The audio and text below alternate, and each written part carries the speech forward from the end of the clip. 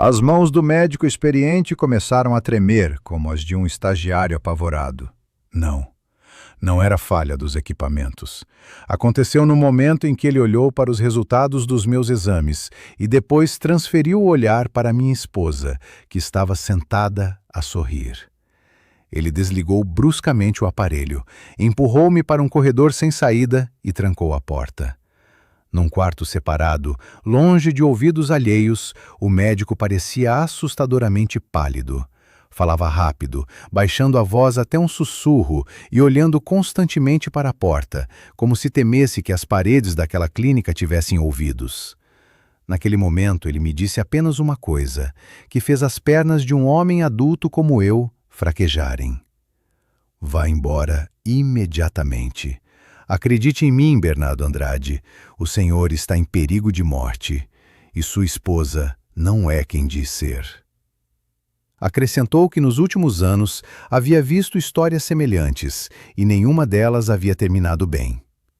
O senhor não é um paciente aqui, Bernardo Andrade. O senhor é um alvo.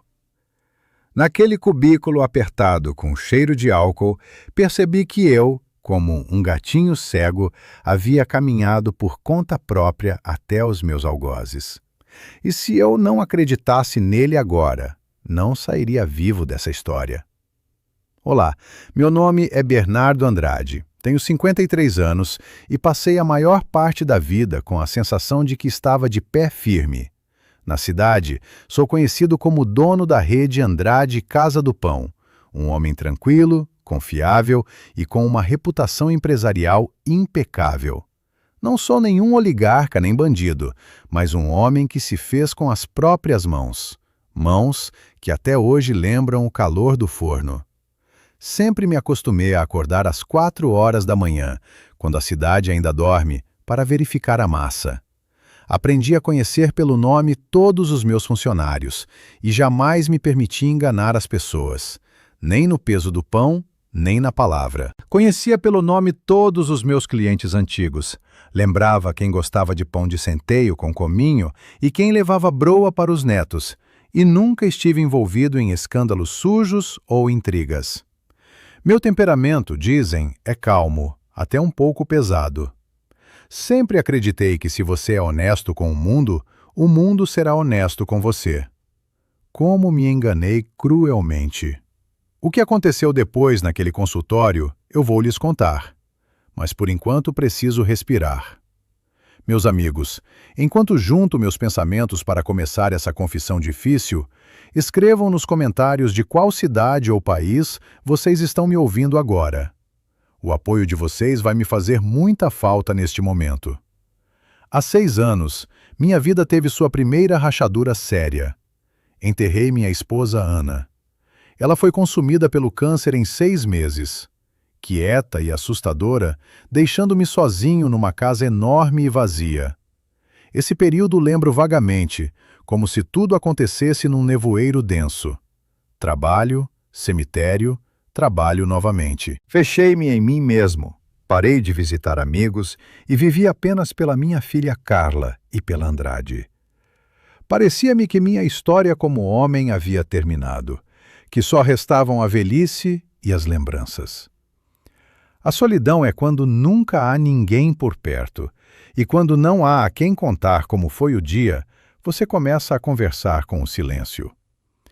Mas há 2 anos, Júlia entrou na minha vida. Ela chegou quietinha, sem fogos de artifício, mas com um calor que tanto me faltava. Júlia era 10 anos mais nova do que eu, mas nela não havia nenhuma leviandade nem ambição que eu percebia com tanta frequência em mulheres jovens que caçavam carteiras. Ela parecia incrivelmente madura, serena, com olhos tristes de quem também havia perdido muito. Nos conhecemos por acaso num jantar de caridade, e ela me cativou imediatamente por saber ouvir. Não entrava na minha alma, não tentava reformar meu estilo de vida, nem substituir Ana. Ela simplesmente estava por perto, servia o chá, ajeitava a manta, perguntava se eu estava cansado. Eu, um homem adulto, acreditei que o Senhor me enviara um consolo, um porto tranquilo onde poderia envelhecer com paz. Naquele momento, fiquei tão relaxado pela felicidade que caiu sobre mim que perdi a vigilância. Quase imediatamente após nossa modesta cerimônia de casamento, minha filha Carla também me surpreendeu com uma notícia. "Pai, vou me casar", disse ela certa vez no jantar, radiante como não brilhava desde a morte da mãe. O eleito era Bruno. Tinha 34 anos e causava a impressão de um genro ideal. Elegante, educado, ambicioso, com fala culta e olhos cheios de vida. É claro que me incomodou um pouco o fato de se conhecerem há apenas 6 meses, mas olhei para a filha feliz e mordi a língua. Quem sou eu para atrapalhar a felicidade alheia, quando eu mesmo acabava de encontrar a minha? Aceitei Bruno como um filho. Mais do que isso, fui eu mesmo quem lhe propus um cargo na minha empresa, com bom salário e perspectivas. Pareceu-me certo que a família deve ficar unida e que o negócio deve permanecer nas mãos dos nossos. Bruno se dedicou ao trabalho rapidamente, até rápido demais, mas eu atribuía isso à juventude e ao desejo de se mostrar diante do sogro. A vida, parecia, havia finalmente se acertado. A casa voltou a encher-se de vozes.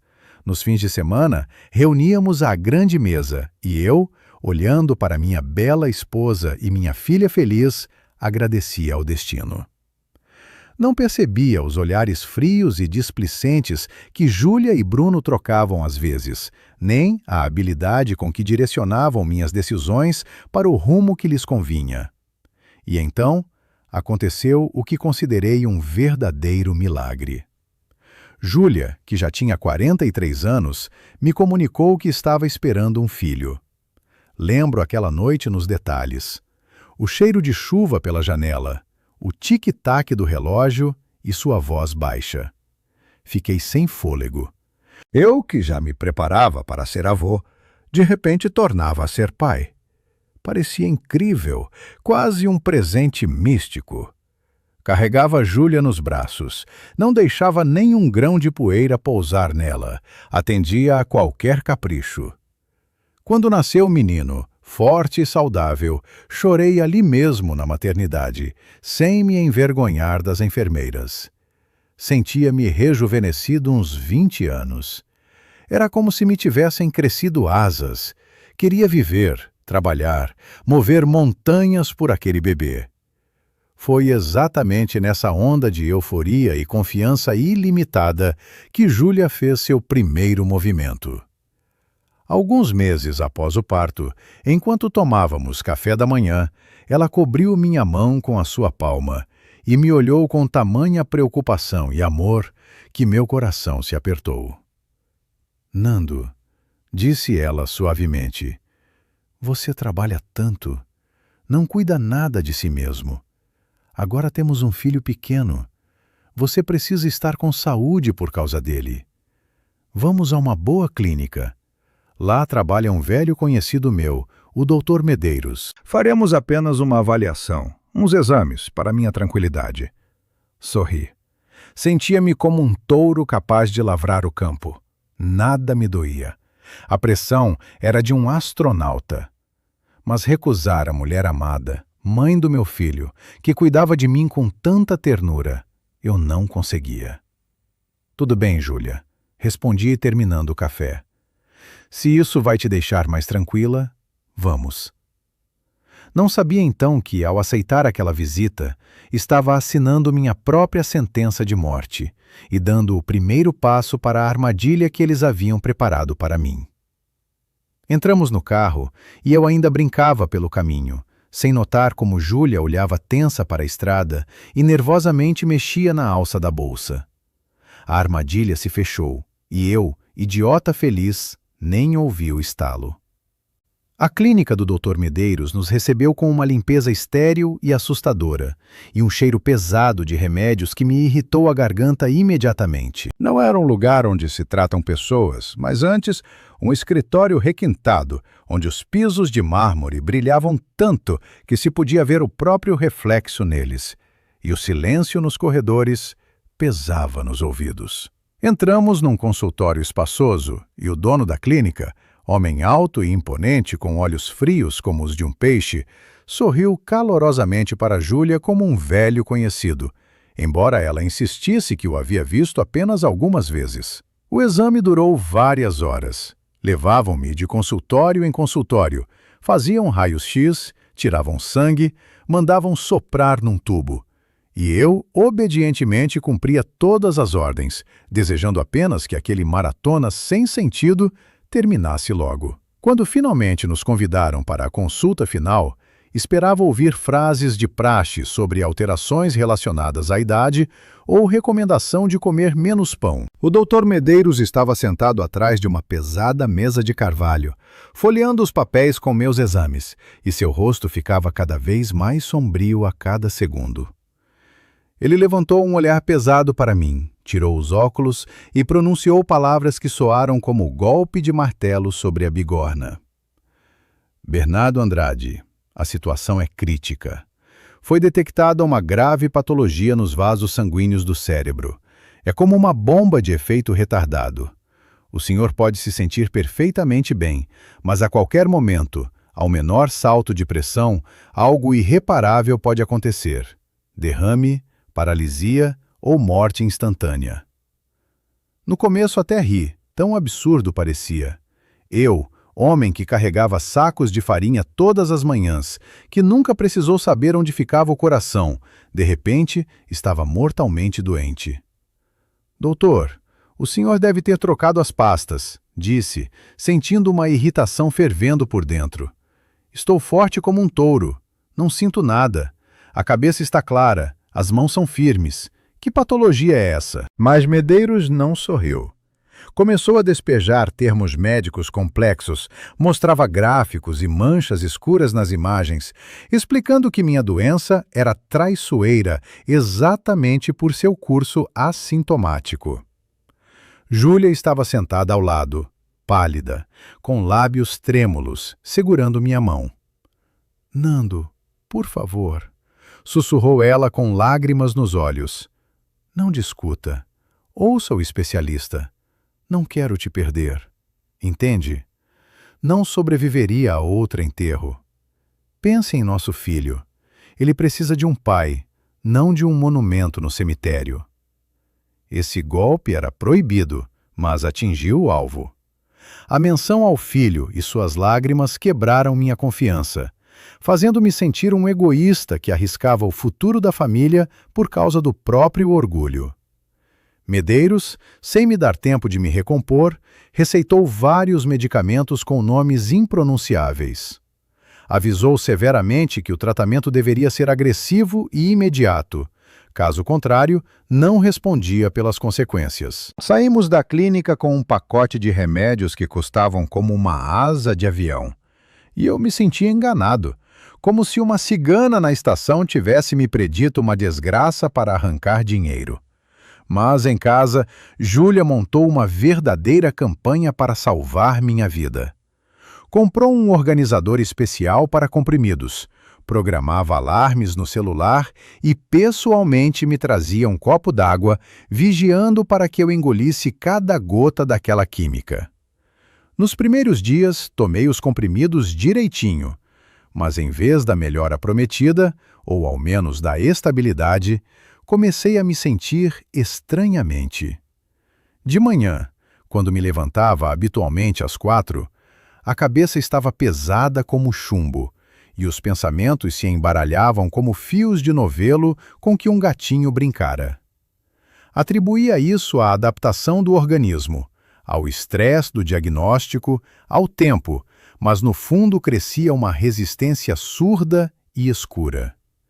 Meu corpo, acostumado ao trabalho honesto e à comida simples, rejeitava aquela interferência. Certa manhã, quando Júlia não estava na cozinha, cuspi o comprimido na pia e o lavei com água. Naquele dia, me senti melhor. A cabeça ficou mais clara, voltou o ânimo de antes e pude trabalhar normalmente no turno da padaria, sem aquela fadiga de algodão que me perseguia na última semana. Decidi fazer um experimento. Passei a fingir que tomava o remédio, escondendo habilmente os comprimidos atrás da bochecha ou jogando-os discretamente no lixo quando a esposa virava as costas. Claro que, às vezes, eu precisava engoli-los de verdade, quando Júlia ficava bem em cima de mim, olhando para minha boca com severidade maternal, mas reduzi bastante a dose. O que me incomodava não era a prescrição em si, mas a obstinação fanática com que a esposa controlava o processo. Não deveria uma mulher amorosa se alegrar quando o marido diz que está se sentindo bem? Mas Júlia, ao ouvir minhas palavras sobre me sentir bem, não sorria. Franzia o senho, perguntando ansiosamente se eu havia tomado a dose da noite. Parecia que lhe importava mais a existência do tratamento do que minha saúde. Mas a vida continuava, e eu afastava os pensamentos sombrios, tentando aproveitar o que tinha.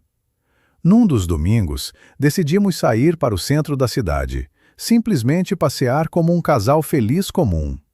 O tempo estava maravilhoso. O início do outono dourava as folhas. O sol aquecia suave e carinhosamente. E eu quase esqueci minhas suspeitas e aqueles comprimidos estranhos.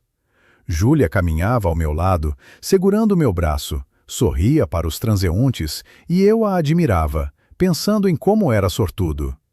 A idílio foi rompida por um único grito que soou como um tiro numa rua movimentada. Vinha ao nosso encontro uma mulher de uns 40 anos, vestida modestamente com um casaco cinza e uma bolsa pesada no ombro. Ela nos deu uma olhada desinteressada, mas de repente seus olhos se arregalaram.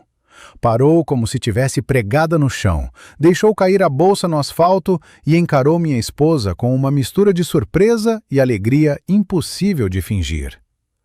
"Rita!" gritou ela alto, dando um passo em nossa direção. "Rita, é mesmo você? Meu Deus, quanto tempo! Onde você tinha sumido?"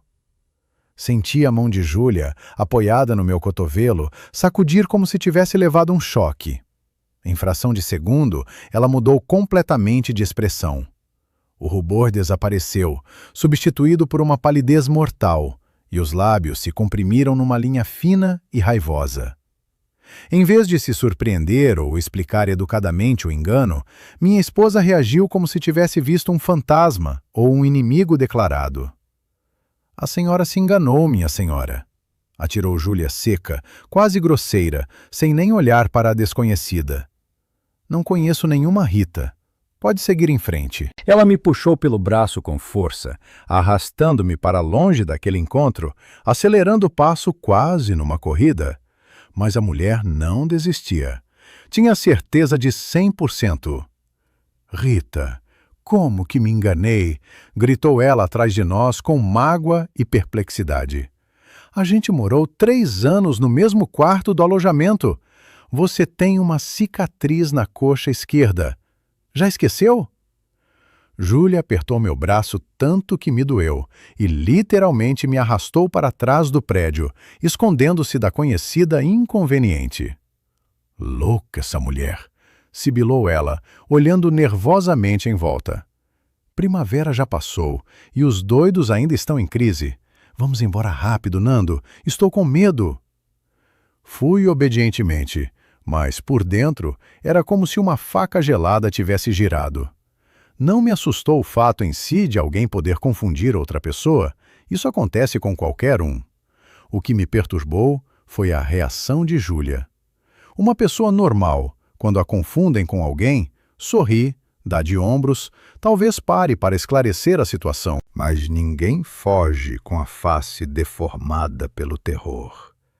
Ninguém reage com tamanha agressividade a um simples sorriso. E havia mais uma coisa. Aquela mulher que gritou atrás de nós. Na bochecha direita havia uma pinta grande e muito chamativa, parecida com um grão de café. Gravei aquele rosto e imprimi na memória para sempre, porque no fundo pressenti. Essa mulher não é louca. Ela conhecia minha esposa. Conhecia-a como Rita. O restante do passeio ficamos em silêncio. Júlia fingia que nada havia acontecido, mas eu via como seus dedos tremiam ao arrumar o cabelo e como seus olhos varriam a multidão. E eu ia ao lado pensando: se minha esposa é Júlia, então quem é Rita? E por que a menção desse nome lhe causou um medo tão visceral? Será que uma pessoa honesta tem algo a esconder do próprio marido? Fazia essas perguntas a mim mesmo e temia encontrar as respostas. Após aquele encontro na rua, instalou-se em nossa casa um silêncio frio, do tipo que antecede uma tempestade forte, quando o ar fica denso e pesado. Eu tentava não demonstrar que as dúvidas me corroíam. Continuava a fazer o papel de marido atencioso e levemente adoentado. Mas por dentro, era como se tivesse se ligado um scanner invisível, registrando cada detalhe, cada gesto, cada palavra. E o que comecei a notar não me agradava nada. O comportamento de Júlia mudou não de uma vez, não num único dia, mas sorrateiramente. Porém de forma palpável para alguém que havia morado com ela sob o mesmo teto por 2 anos. Ela começou a desaparecer de casa, o que antes quase não acontecia. Ora, uma amiga de escola adoecia de repente, da qual eu nunca tinha ouvido falar, ora ela precisava urgentemente ir ao salão do outro lado da cidade. Ora surgiam compromissos inadiáveis no fundo de caridade. Voltava tarde, com olhos brilhantes e agitados, mas respondia às minhas perguntas simples de forma evasiva, com uma nota de irritação na voz. O celular, que antes ficava jogado por aí, tornou-se uma extensão dela. Não o soltava nem no banheiro, se sobressaltava a cada notificação e virava imediatamente a tela para baixo quando eu entrava no cômodo. Eu sentia como, entre nós, crescia uma parede de mentiras, tijolo por tijolo. A confiança é como um espelho. Se trincou, você pode colar os cacos, mas o próprio reflexo nunca mais será inteiro. Sempre estará distorcido. Mas o golpe mais doloroso não veio de minha esposa, veio de minha filha. Naqueles dias, decidi visitar Carla sem avisar. Meu coração estava inquieto. Uma angústia vaga me puxava até ela, como um cordão umbilical invisível que une pai e filho, mesmo através das décadas. Fui à casa deles no interior da cidade no meio da semana, esperando encontrar a filha fazendo as tarefas de casa ou com um livro, como ela gostava. A porta me foi aberta pela empregada doméstica, que desviava o olhar assustada, e disse que a Carla não estava bem. Subi ao quarto e parei no umbral, incapaz de acreditar nos próprios olhos. Minha Carla, minha menina sempre alegre e viva, estava sentada na beira da cama num quarto com as cortinas completamente fechadas, balançando de um lado para o outro, abraçada a si mesma pelos ombros. Estava pálida, com olheiras escuras, e seu cabelo, geralmente bem cuidado e brilhante, pendia em mechas opacas. Carlinha, chamei baixinho, com medo de assustá-la. Filhinha, sou eu, o papai. Ela levantou para mim um olhar turvo e sem foco, e eu vi que suas pupilas estavam dilatadas a ponto de quase encobrir a íris. Olhava para mim, mas parecia não me reconhecer, ou reconhecia com dificuldade, lutando contra um véu de algodão na consciência. Pai. A voz dela soou rouca, estranha, como se houvesse esquecido de falar. Por que você veio? Bruno disse que não posso ver ninguém. Estou com enxaqueca. Enxaqueca horrível. Aproximei-me, sentei ao lado e peguei sua mão. A palma estava úmida e fria, como a de um sapo. Que enxaqueca, minha querida. Você parece que não dorme há 1 semana. O que está acontecendo com você? Você está tomando alguma coisa? Carla, de repente, se sacudiu, arrancou a mão e começou a gritar agressivamente, querendo me provar que tudo estava bem, que eu estava me metendo onde não era chamado, que Bruno cuidava dela melhor do que qualquer um. Sua fala era incoerente. Ela confundia palavras, esquecia o que havíamos dito 1 minuto antes, saltava de assunto em assunto. Ora ria fora de hora, ora de repente começava a chorar, espalhando as lágrimas pelo rosto. Parecia não uma doença, mas uma embriaguez pesada. Mas não havia cheiro de álcool. Havia algo diferente, um cheiro químico, quase imperceptível, adocicado, vindo de sua pele, que me pareceu dolorosamente familiar. Nesse momento, Bruno entrou no quarto. Apareceu sem fazer barulho, como uma sombra. Nem o percebi quando ele ficou atrás de mim. Meu genro parecia impecável. Terno caro, cabelo perfeitamente penteado, no rosto uma máscara de compaixão e cuidado. "Bernardo Andrade", exclamou ele com suave reprovação. "Para que fazer isso? Carla precisa de descanso. O médico prescreveu repouso absoluto e silêncio. É exaustão nervosa por causa do estresse, desequilíbrio hormonal feminino. O senhor entende?" Ele se aproximou da cama, pôs com autoridade a mão no ombro de minha filha, e eu vi como ela se encolheu sob o seu toque, como se esperasse um golpe. Mas em voz alta não disse nada, apenas baixou os olhos para o chão. "Que estresse, Bruno?" Levantei-me, sentindo uma raiva surda ferver por dentro. Ela parece uma drogada. Que médico está tratando ela? Por que não sei de nada? Bruno suspirou, sorrindo condescendentemente como se sorri para uma criança ingênua ou um velho senil. "Não exagere, pai. São medicamentos sedativos modernos. É assim que agem nos primeiros dias. O médico é o melhor especialista da cidade. Nosso conhecido, o Dr. Medeiros, ele disse que é a única salvação. Caso contrário, o sistema nervoso dela simplesmente entra em colapso. Vamos, que eu o acompanho. Vamos deixá-la dormir." Ao ouvir o nome Medeiros, senti um frio percorrer minha espinha.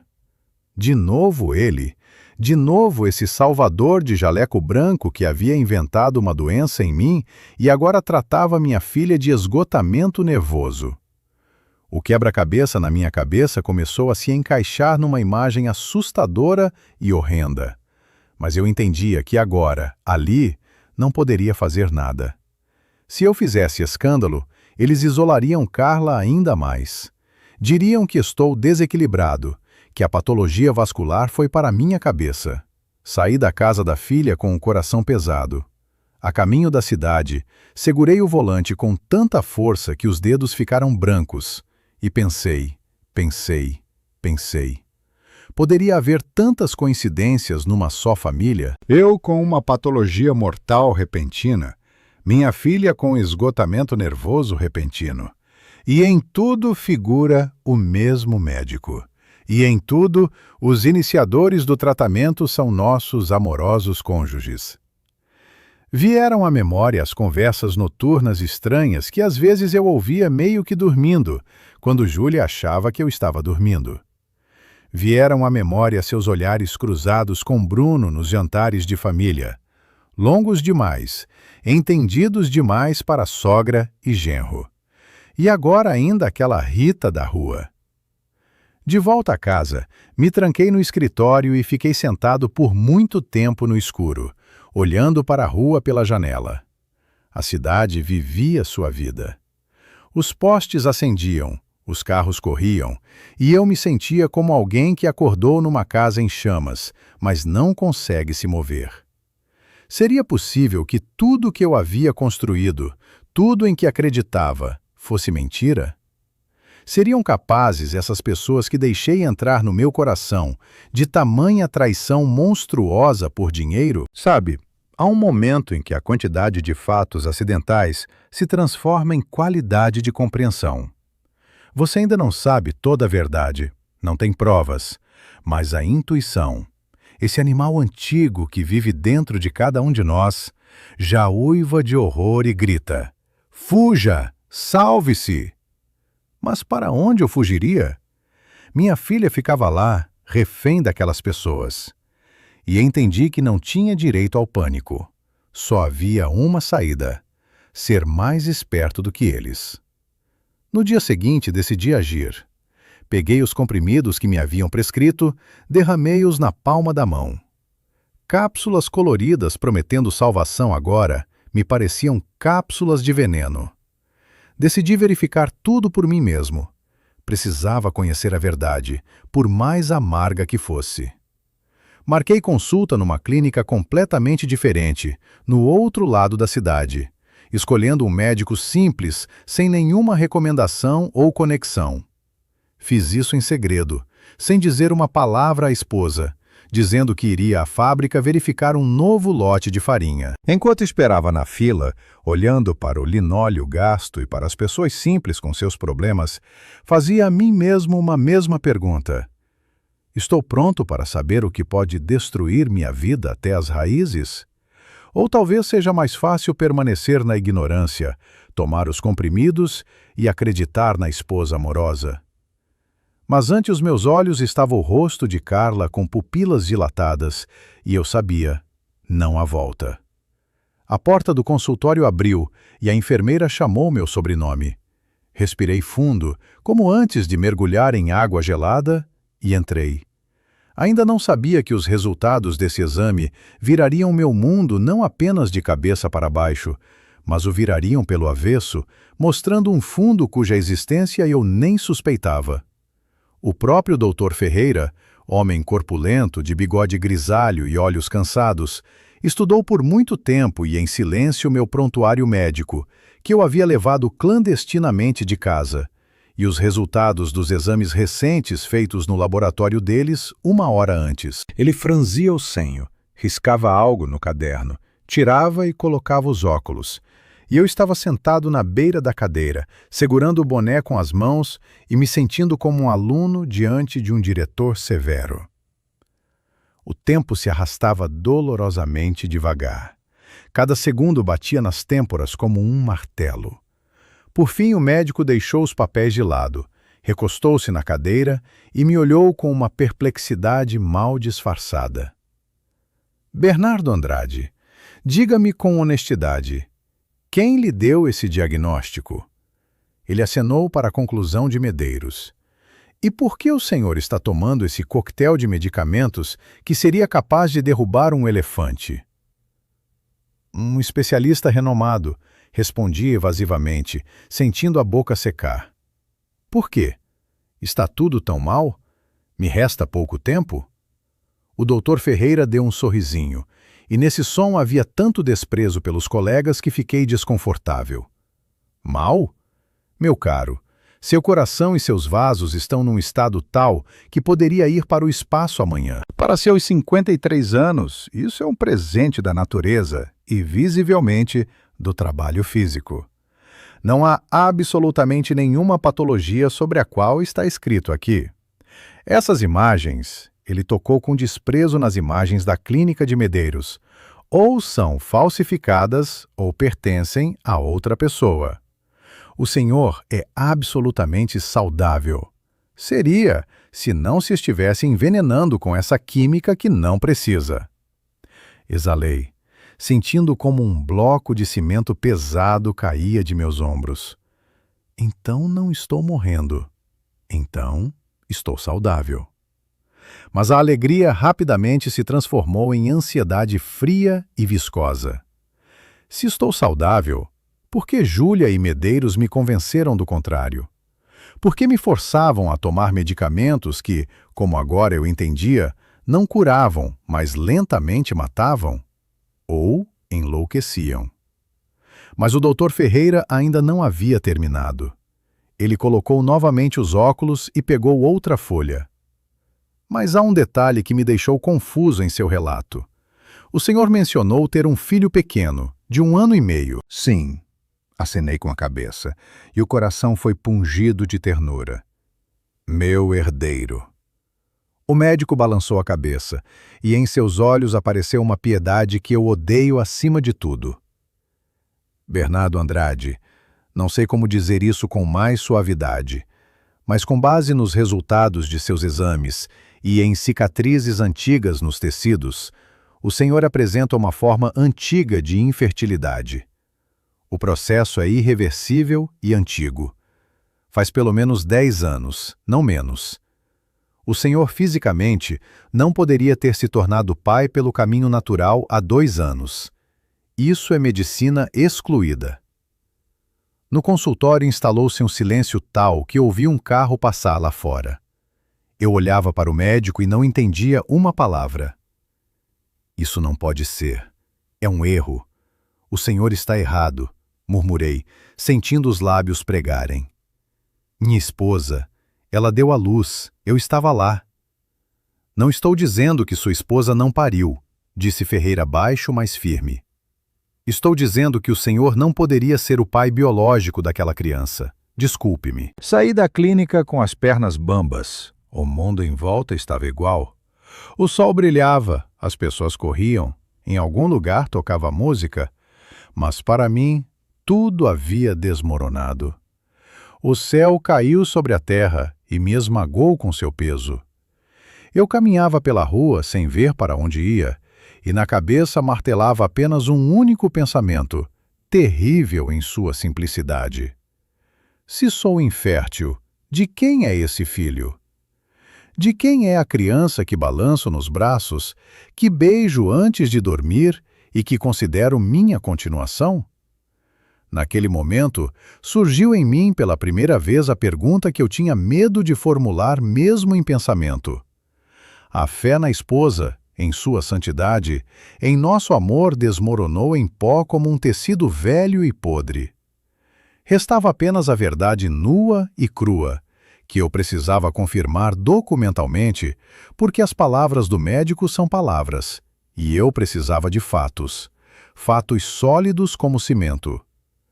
Voltando a casa, tentei não olhar para Júlia. Ela me recebeu no corredor, tentou me abraçar, perguntou como tinha sido o dia na fábrica, mas me arrepiei com o seu toque. Aleguei cansaço e dor de cabeça, o que não estava longe da verdade, e fui ao quarto do bebê. O filho dormia no berço, com os bracinhos estendidos, tão sereno e querido. Eu o olhava e as lágrimas me sufocavam. Ele não tem culpa de nada. É apenas uma criança.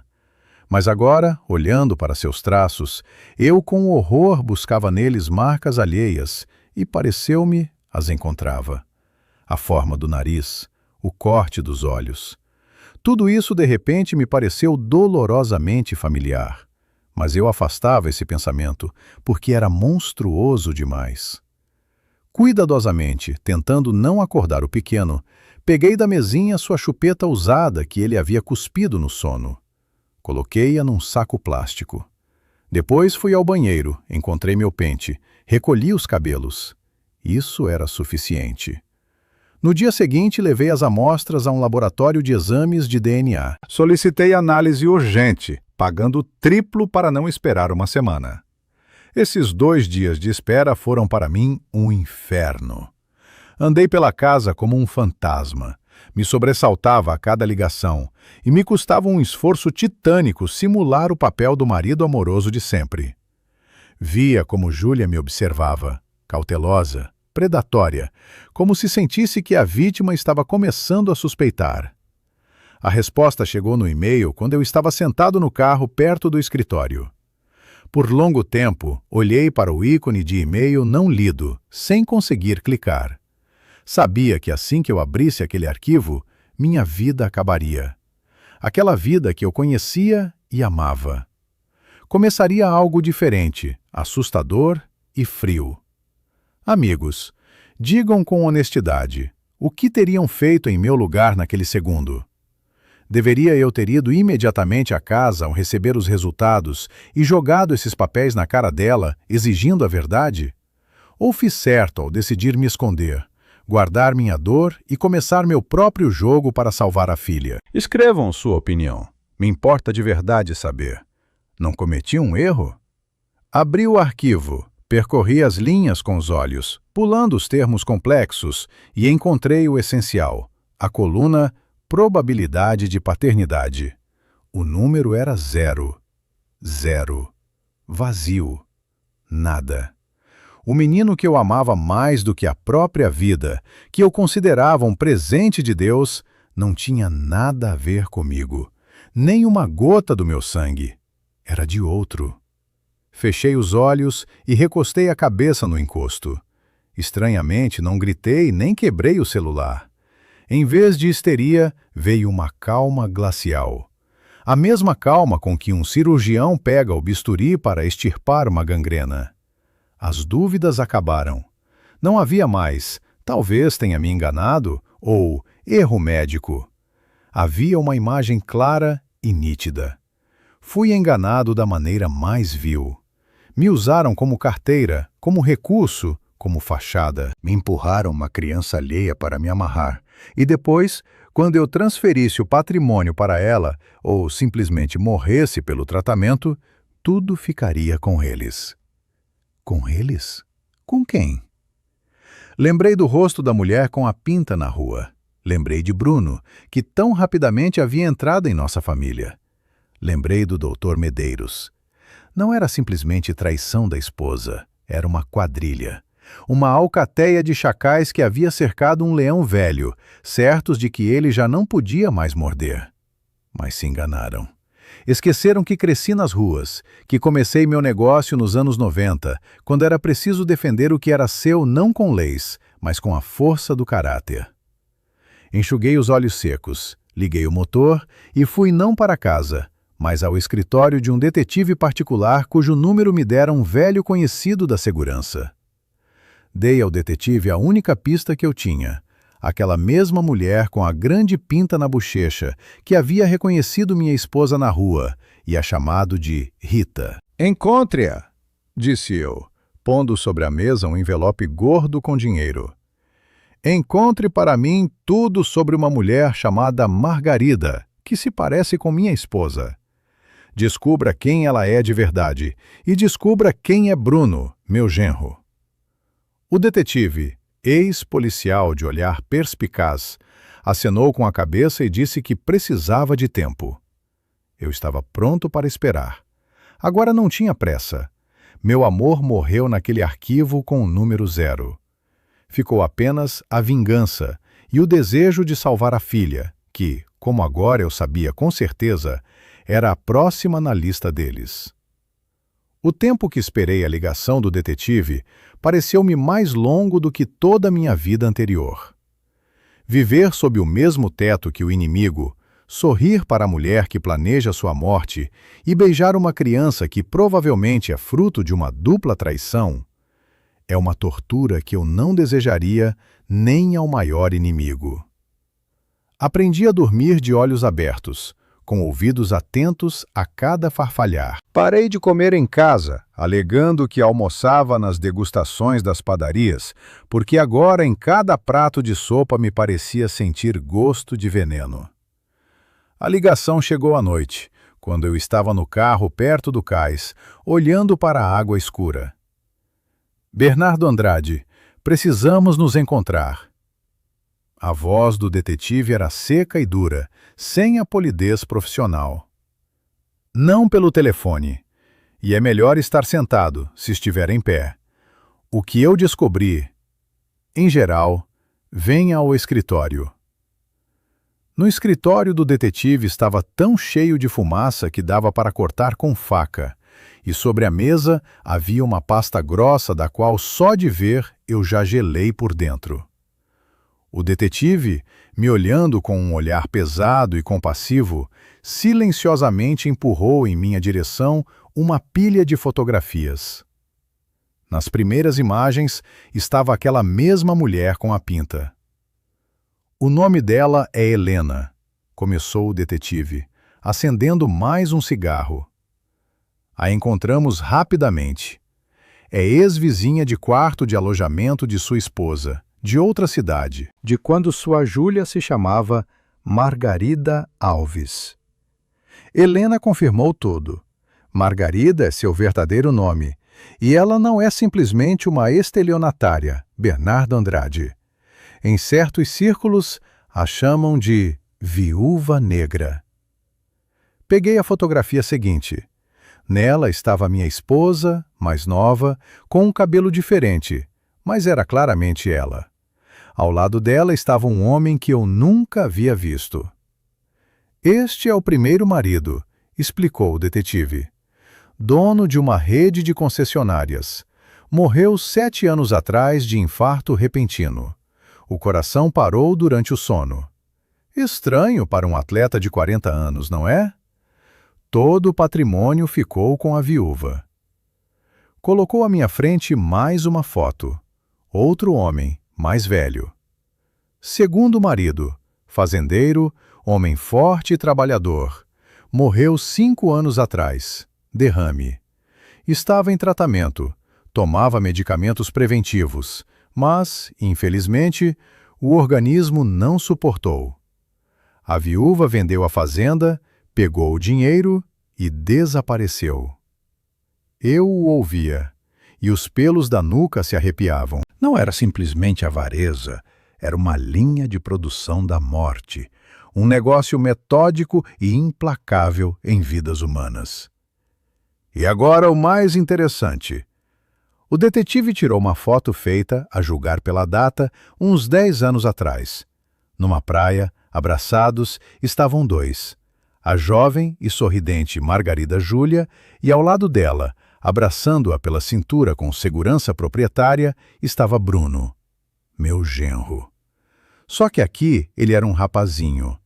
Aquele olhar predatório eu reconheceria entre 1000. Eles não se conhecem há 6 meses, como disseram a sua filha, disse baixinho o detetive, vendo minha reação. São amantes há mais de 10 anos. É um negócio da família deles, Bernardo Andrade. Margarida encontra o alvo, um homem solteiro e abastado como o senhor, entra na confiança, casa-se e então aparece Bruno, às vezes como sobrinho, às vezes como amigo da família. No seu caso, jogaram grande, através de sua filha. Ele se aproximou de propósito de Carla, a encantou, para penetrar na família e controlar a situação por dentro. Fiquei enjoado. O quadro se completou definitivamente e era monstruoso. A criança, meu filho. Claro, é o filho deles. Me usaram simplesmente para legalizá-lo, dar-lhe meu sobrenome e minha herança, e a mim mesmo me mandar para o outro mundo com diagnóstico de patologia vascular. Eles moravam embaixo do meu nariz, dormiam em meus quartos, comiam meu pão e riam de mim, planejando quando exatamente o bobo cegão estiraria o pé. E o médico? Perguntei rouco, sentindo os punhos se fecharem. Medeiros? Oh, é um sócio de longa data, confirmou o detetive. Aparece em 2 episódios anteriores. É ele quem faz os falsos diagnósticos, receita medicamentos que na verdade não curam, mas provocam infartos ou destroem os vasos. E depois é ele mesmo quem assina o laudo de óbito, onde tudo parece limpo e natural. Uma patologia complexa, uma reação imprevisível do organismo. Impecável. É um grupo criminoso organizado, Bernardo Andrade, e o senhor é o projeto atual deles. Minha filha, sussurrei, e o medo por Carla suprimiu todas as outras emoções. O que estão fazendo com ela? O detetive ficou ainda mais sombrio. Tirou da pasta uma folha fina com carimbos médicos. O senhor pediu para verificar ela também. Conectei meu pessoal. Conseguimos uma amostra do sangue dela a pretexto de coleta de exames de rotina na clínica onde ela supostamente está em acompanhamento. Aqui estão os resultados de uma perícia independente. Fez uma pausa, escolhendo as palavras. No sangue de Carla foi detectado um coquetel de neurolépticos fortes e substâncias psicotrópicas. Não é remédio para estresse. São medicamentos usados em psiquiátricos fechados para suprimir a vontade de pacientes agitados. Ela está sendo metodicamente transformada num vegetal. Ela não consegue pensar criticamente. Tem lapsos de memória, alucinações. Bruno está envenenando a própria esposa para que ela não atrapalhe, para que assine qualquer papel relacionado ao negócio ou para que ela também morra depois de mim. Terminei por ele. Herdeira é ela. Se eu morrer, tudo passa para ela. E se ela estiver incapacitada ou morrer de overdose em crise de depressão, o tutor de todo o patrimônio será o marido Bruno. O que significa que Júlia também. O círculo se fecha. Eu estava sentado no escritório enfumaçado e sentia como dentro de mim morria aquele padeiro Bernardo, bom e tranquilo, que todos conheciam. Em seu lugar nascia alguém diferente, frio, calculista, pronto para rasgar gargantas. Eles não queriam simplesmente pegar meu dinheiro. Estavam destruindo minha filha, minha Carla. A única coisa que me restava de Ana. Estavam transformando sua vida num inferno, matando sua mente, enquanto eu brincava de família feliz. O que devo fazer? Perguntei, erguendo o olhar para o detetive. Ir à polícia agora mesmo com essas fotos? O detetive balançou a cabeça. Não chega, Bernardo Andrade. As fotos provam que eles se conhecem, mas não provam assassinato. Medeiros é um médico respeitado, tem advogados, conexões. Vai dizer que errou no diagnóstico, com quem não acontece. Júlia vai dizer que escondeu o passado porque tinha vergonha. Bruno vai declarar que ama Carla e que os medicamentos foram receitados pelo médico. Vão se esquivar, desmontar o caso, arrastá-lo pelos tribunais, e nesse tempo pode acontecer um acidente com o senhor ou com sua filha. Precisa pegá-los em flagrante, no momento do crime. Saí para a rua, onde começava uma chuvisca fina e chata. A cidade, que me parecia familiar e acolhedora, agora parecia um campo de batalha. Entrei no carro, mas não liguei o motor. Pensava. Minha raiva, que a princípio era quente como fogo no forno, havia esfriado e se tornado dura como aço. Lembrei das mãos do Dr. Medeiros que tremiam quando me mentia. Lembrei do sorriso presunçoso de Bruno. Lembrei dos beijos mentirosos de Júlia. Eles me consideravam uma vítima, uma peça velha, pronta para o descarte. Achavam que controlavam completamente minha consciência, que eu estava quebrado e apavorado. Muito bem, isso seria minha principal arma. A autoconfiança sempre foi o lado fraco deles. Acreditarão no que querem ver. Peguei o telefone e disquei o número do chefe da polícia da cidade, com quem um dia havíamos pescado juntos e que eu conhecia como um oficial honesto. Ricardo Monteiro, olá, disse, tentando que a voz soasse firme. Aqui é Bernardo Andrade, da Casa do Pão. Preciso de sua ajuda. Não como padeiro, mas como cidadão. Trata-se de uma série de assassinatos e da vida de minha filha. Posso ir agora? Naquela noite, não voltei para casa. Ficamos no escritório do delegado até o amanhecer, traçando um plano. Um plano no qual eu tinha o papel de isca. Deveria voltar àquela toca de serpentes, continuar a fazer o papel do moribundo, deixá-los acreditar que o final estava próximo. Precisava fazê-los dar o último passo, o passo que fecharia a armadilha. Sabia que era mortalmente perigoso. Uma palavra errada, um olhar errado, e eles perceberiam que eu sei, e então não teriam cerimônia. Mas por Carla estava pronto para atravessar esse inferno. De manhã me aproximei do portão de minha casa. Júlia me recebeu na varanda, enrolada no xale. Nando, onde você estava? Fiquei tão preocupada. Você tomou o remédio? Olhei para ela, para a mulher que até uma semana atrás eu venerava e que agora via apenas como um monstro em forma humana. Desculpe, querida. Respondi com uma voz fraca e trêmula, me apoiando na porta do carro. Passei muito mal à noite. O coração. Parece que os comprimidos pararam de fazer efeito. Estou piorando, Júlia. Muito pior. Vi como nos olhos dela relampejou uma centelha predatória de triunfo, que ela imediatamente encobriu com uma máscara de preocupação. Ela tinha mordido a isca. O jogo havia começado. Os 3 dias seguintes foram para mim o teste mais difícil de toda a vida, ainda mais assustador do que aqueles anos 90, quando era preciso dormir com uma chave inglesa embaixo do travesseiro. Agora o inimigo não estava do lado de fora, mas dentro, em meu quarto, em minha cozinha. E esse inimigo me sorria, ajeitava o cobertor e me chamava de marido querido. Eu tinha de fazer o papel de um homem minguando, destruído pela doença, e coloquei nesse jogo toda a minha habilidade, da qual, como se revelou, eu tinha em abundância quando estava em jogo a vida da filha.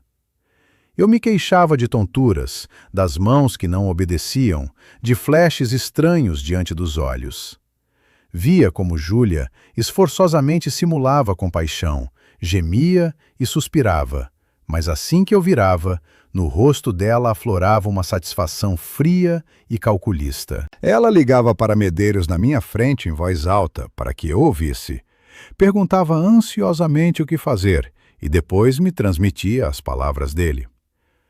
Precisa urgentemente corrigir a terapia.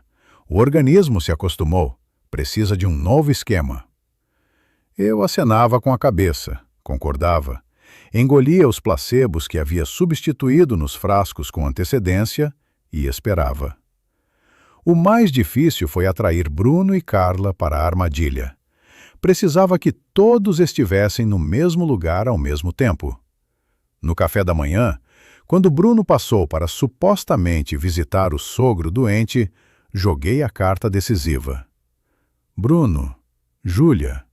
Comecei com voz fraca e trêmula, pondo a colher no mingau. Sinto que estou cedendo. As forças vão embora. Mas o que me preocupa não é minha saúde, e sim Carla. Liguei para ela ontem. Ela mal consegue falar. Bruno se endureceu. Seu garfo ficou suspenso no ar. Está tudo bem com ela, Bernardo Andrade. Ela está simplesmente descansando, respondeu rapidamente, mas nos olhos apareceu um alerta. Não, não está bem. Tossi, simulando um acesso de fraqueza. Sou pai, sinto. Olha, já que de qualquer forma vamos ao Medeiros mudar o tratamento, vamos levar Carla conosco, que ele a examine. É uma eminência. Trata a mim e a ela. Vou pagar qualquer conta. Só que ele a veja pessoalmente diante de mim. Ficaria mais tranquilo antes de, possivelmente, ficar de cama definitivamente. Fiz uma pausa e os olhei com o olhar de um homem que já está com um pé na cova e está redigindo seu testamento. Quero ver minha filha, Bruno. Se vocês me recusarem uma coisa tão pequena no meu estado, começarei a pensar que estão escondendo algo. E ainda tenho forças para ligar para o tabelião e alterar alguns documentos. Era um blefe, mas funcionou perfeitamente. A menção ao tabelião agiu sobre eles como um encantamento mágico. Bruno trocou com Júlia um olhar rápido e curto de predadores que dividem a presa, e assentiu. Claro, pai. Se isso vai lhe trazer mais tranquilidade, vamos buscar Carla. Chegou o dia. Fomos à clínica em 2 carros. Eu estava ao lado de Júlia, que dirigia nosso SUV, e olhava para a cidade que passava pela janela. Era uma estranha sensação de irrealidade.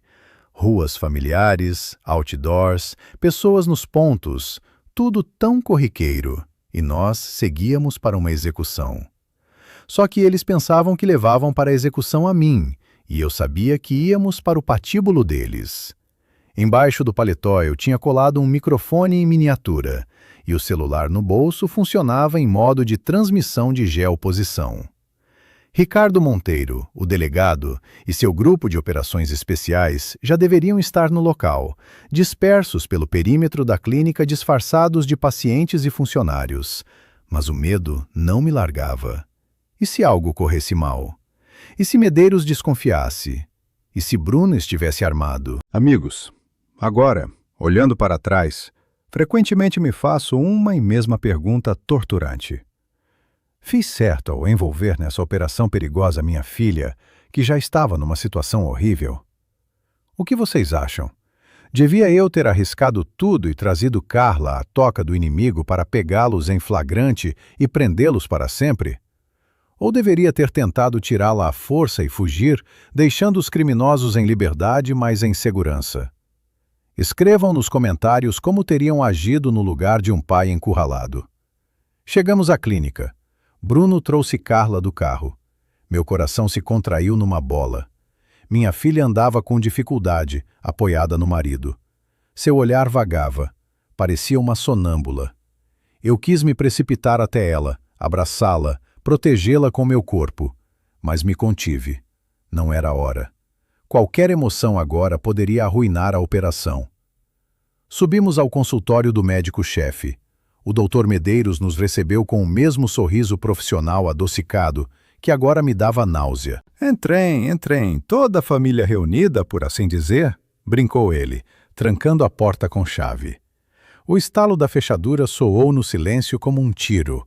No consultório estava abafado. Medeiros me acomodou numa cadeira. Carla foi sentada no divã. Bruno ficou de pé perto da porta, de braços cruzados, como um guarda, e Júlia se sentou ao meu lado, acariciando minha mão. Então, Bernardo Andrade, está se queixando de piora? Perguntou profissionalmente o médico, tirando do armário ampolas e uma seringa. Era de esperar. Os vasos não suportam a carga. Precisamos de uma terapia intensiva. Vou lhe dar uma injeção agora. É um novo medicamento. Vai estabilizar o quadro radicalmente. Eu olhava para suas mãos. Ele preparava a seringa com um líquido transparente. Eu sabia o que era. Os peritos da polícia haviam presumido que seria um potente miorrelaxante que paralisaria a respiração, ou um medicamento causador de infarto extenso. Em todo caso, era o fim. E quanto à minha filha? Perguntei, tentando que a voz não tremesse. Precisava que eles dissessem tudo gravado. Bruno diz que o senhor a está tratando, mas ela parece um zumbi. Doutor, o que está fazendo com ela? Medeiros por um segundo ficou imóvel, depois olhou para Bruno e sorriu. As máscaras haviam sido tiradas. Eles se sentiam donos absolutos da situação. A porta estava trancada. Estávamos em seu poder. Eu estava sem forças. Carla estava dopada. Estamos a curando dos pensamentos em excesso, Bernardo Andrade, respondeu Bruno preguiçosamente, se afastando da porta e se aproximando. Carla ficava nervosa demais. Precisa de descanso. Descanso eterno, assim como o senhor. Querem nos matar? Perguntei diretamente, olhando nos olhos de Júlia. Por dinheiro. Júlia, você viveu comigo 2 anos. Como pode ser tudo mentira? Nem um pouco de pena você tem de mim? Júlia parou de acariciar minha mão. Seu rosto, tão querido e amado até pouco tempo, de repente se transformou numa máscara predatória. Os olhos ficaram frios como gelo. Pena! Ela riu, e aquele riso era mais assustador do que qualquer ameaça. Nando, você é um velho bobo e ingênuo. Aguentei você por 2 anos. Aguentei seu cheiro, suas histórias de padaria, seu amor. Você era apenas uma carteira com ouvidos, e agora se tornou material usado. Não se preocupe, não vai doer. Você simplesmente vai adormecer. E eu e Bruno e nosso filho vamos nos lembrar de você quando estivermos gastando seus milhões. Então o menino não é meu? Confirme o último detalhe. Seu? Ironizou Bruno. Você já se olhou no espelho? Você é vazio como um tambor. Claro que é meu filho. Nós e Rita planejamos isso durante anos. O esquema perfeito. Medeiros se aproximou de mim com a seringa, deixando escapar uma pequena gota de líquido da agulha. Chega de conversa. Tempo é dinheiro. Arregace a manga, Bernardo Andrade. Vamos acabar com esta farsa. Eu lentamente, muito lentamente, comecei a arregaçar a manga da camisa. Por dentro, tudo vibrava de tensão. Cada palavra havia sido gravada. Confissão obtida. Elementos do crime evidentes. Tentativa de homicídio, estelionato, lesão corporal. Era a hora. Sabe, doutor, disse eu em voz alta e clara, olhando diretamente nos olhos de Medeiros, numa voz diferente, firme. Tenho uma contraproposta de tratamento. Acho que o senhor deveria descansar. Uns 15 anos num regime de segurança máxima. Medeiros ficou paralisado, sem entender o que estava acontecendo. O sorriso sumiu do rosto de Bruno. Júlia piscou desconcertada. "O que você está delirando?" sussurrou ela. Nesse instante, eu rapidamente, como nos tempos de jovem, agarrei o braço do médico com a seringa e o torci com força. A seringa voou para um canto. "Agora!" gritei eu. A porta do consultório estremeceu com um golpe poderoso. A fechadura arrancou com toda a madeira, e pelo vão irromperam pessoas de máscaras pretas e coletes à prova de bala com armas em punho. "Todos no chão! Polícia! Mãos na cabeça!" No consultório começou o caos. Bruno tentou se lançar para a janela, mas foi derrubado e imobilizado com o rosto no chão. Medeiros, branco como um lençol, deslizou pela parede, levantando as mãos trêmulas. E Júlia? Júlia estava parada no meio do quarto e me olhava com um terror tão animal, como se fosse eu o demônio ressurgido do inferno. Levantei-me da cadeira, endireitei os ombros e me aproximei dela. "O jogo acabou, Rita", disse-lhe baixinho, enquanto algemas se fechavam em seus pulsos. "Você pensava que eu era a vítima, mas esqueceu que o pão nem sempre é macio. Às vezes ele se torna uma casca dura, com a qual se podem quebrar os dentes." Ela não respondeu nada, apenas uivou quando a retiravam do consultório. Eu me lancei para o divã, onde minha filha estava encurvada, assustada, sem entender o que acontecia. "Acabou, minha querida, acabou", sussurrava eu, abraçando-a e sentindo as lágrimas correrem pelo rosto. "Papai está aqui. Eles nunca mais vão tocar em você." À frente havia o julgamento, longas investigações e o árduo caminho da recuperação. Mas naquele momento, no consultório arrasado da clínica particular, eu senti apenas uma coisa: sobrevivemos. Vencemos. Quando as algemas fecharam nos pulsos de minha esposa, não senti nem alegria nem triunfo, como costumam mostrar nos filmes. Em vez disso, me abateu uma fadiga tão pesada e sem saída que eu quis simplesmente me sentar no chão ali mesmo, no consultório destruído, e fechar os olhos. A adrenalina que me mantivera em tensão nos últimos dias sumiu, deixando para trás um vazio calcinado e um sabor amargo de cinzas na boca. Eu olhava como os operativos retiravam os que pela manhã ainda eram minha família, e entendia que, junto com eles, saía de minha vida uma enorme parte de mim mesmo. Minha fé nas pessoas, minha esperança de uma felicidade tranquila e minha ingenuidade. O inquérito durou meio ano, e cada novo dia trazia detalhes cada vez mais chocantes que gelavam o sangue. Desenrolando o novelo de crimes da Viúva Negra e seus cúmplices, a investigação revelou uma verdadeira fábrica da morte. Ficou claro que Rita e Bruno atuavam pelo mesmo esquema há mais de 10 anos, mudando de região em região, trocando nomes e documentos. Em outros estados, surgiram casos antigos de mortes naturais de homens abastados, anteriormente encerrados por ausência de elementos criminosos, mas agora, com o sistema em mãos da polícia, o quebra-cabeça se encaixou. O Dr. Medeiros, aquele médico respeitável de reputação impecável, revelou-se um cúmplice de sangue frio, que por uma boa porcentagem legalizava assassinatos, mascarando envenenamentos como infartos e derrames. O julgamento foi ruidoso e pesado. Fui a cada audiência, olhando para a grade onde estavam aqueles com quem eu havia partido pão e dividido o sangue. Me surpreendeu o comportamento deles. Não se arrependiam, não choravam, não pediam perdão. Rita estava com o rosto de pedra, olhando através das pessoas, e Bruno apenas mordia agressivamente as palavras, as perguntas do juiz, acusando a todos de parcialidade. Até o fim, acreditavam que conseguiriam se esquivar, que seu dinheiro e conexões ajudariam, mas as provas eram pesadas demais. A gravação em vídeo do consultório, os resultados das perícias, os depoimentos das testemunhas. Tudo isso pregou o caixão deles com firmeza. A sentença foi severa, mas justa. Margarida Alves e Bruno receberam longas penas em regime fechado por organização de uma série de assassinatos sob encomenda e estelionato em escala especialmente grande. O Dr. Medeiros perdeu não apenas a liberdade por longos anos, mas também o direito de exercer atividade médica para sempre. Quando o juiz leu a sentença, eu finalmente pude respirar. O mal foi punido, isolado.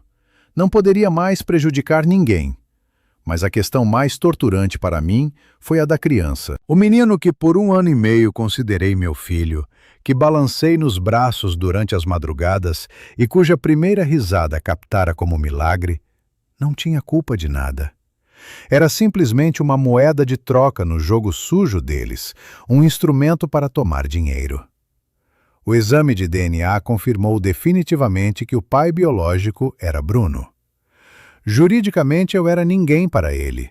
O registro de paternidade foi anulado pelo tribunal como fictício. No dia em que os serviços de assistência social levaram o pequeno, meu coração se rasgou de dor e compaixão. Fiquei no corredor olhando como a assistente social o vestia com um macacão que eu havia comprado e entendia que não tinha o direito de ficar com ele. Não podia criar o filho dos assassinos da minha família, sabendo que em suas veias corre o sangue deles, e cada vez que o olhasse, lembraria da traição. Não seria honesto nem em relação a mim, nem à criança, que merecia amor sem mistura de amargura. O menino foi entregue a parentes distantes de Bruno, que concordaram em assumir a tutela. Penso nele frequentemente, esperando apenas que tenha a chance de crescer como uma pessoa digna, longe das grades e dos pecados dos pais. Minha filha Carla tornou-se meu principal projeto de reconstrução da vida. As consequências do envenenamento por psicotrópicos foram sérias, e tivemos de percorrer um longo e exaustivo caminho de reabilitação. Nos primeiros meses, ela estava abatida, chorava, tinha medo de barulhos altos e de pessoas desconhecidas, mas amor e paciência fazem milagres. Conversamos muito, caminhamos bastante. Fui ensinando-a novamente a confiar no mundo. Agora ela está gradualmente voltando a ser ela mesma. Ajuda-me nas padarias e até começou a sorrir de novo, com aquele sorriso luminoso que eu temia ter perdido para sempre. Ficamos nós dois, duas pessoas que a vida castigou. Mas sobrevivemos, e isso é o principal. Agora, como antes, acordo às 4 horas da manhã e vou às minhas padarias. O cheiro do pão fresco, o calor dos fornos e o trabalho honesto curam a alma melhor do que qualquer psicólogo. Entro no salão, cumprimento os padeiros, verifico a massa e, nesse ritual simples, encontro o sentido de continuar vivendo. Sim, tornei-me diferente. Tornei-me mais duro, mais atento. Não acredito mais em belas palavras e sorrisos abertos à primeira vista. Em mim se instalou aquela cautela fria que só chega com a experiência de grandes perdas. Às vezes, passando pelo espelho no corredor, paro e olho para meu reflexo. Vejo rugas, cabelos brancos, olhos cansados. Mas vejo também um homem que não quebrou. Frequentemente lembro daquele momento na clínica, quando as mãos do Dr. Medeiros tremiam enquanto me mentia. Caso eu não tivesse prestado atenção naquele detalhe, caso eu simplesmente tivesse tomado obedientemente o comprimido e ido para casa, já não estaria mais neste mundo. Sobrevivi apenas porque me permiti duvidar. Porque, apesar de todo o amor e desejo de acreditar num conto de fadas, não fechei os olhos para a verdade. Entendi que o porto tranquilo que todos buscamos na velhice não é dado de graça. É preciso não apenas encontrá-lo, mas saber protegê-lo. E a traição mais terrível sempre vem de quem abraçamos. Por isso a confiança é maravilhosa, mas a razão deve permanecer lúcida até o último fôlego. Vivi uma vida longa e difícil, e retiro dessa história uma lição principal que quero compartilhar com vocês. Não ignorem seus sentimentos e dúvidas. Se lhes parece que algo está errado, mesmo quando tudo em volta parece perfeito, não desconsiderem isso. Se o coração aperta de angústia, mesmo quando tudo parece ideal, não afastem isso. A intuição é a voz do nosso anjo da guarda. Cuidem-se, cuidem de seus filhos e, por favor, sejam cautelosos com quem vocês deixam entrar em sua casa. Aconteceu em sua vida alguma vez, de uma vaga intuição, um detalhe estranho ou uma simples desconfiança no momento certo, os ter guardado, a vocês ou a sua família, de uma grande desgraça? Como aconteceu comigo? Compartilhem suas histórias nos comentários. Talvez a experiência de vocês ajude alguém a abrir os olhos a tempo.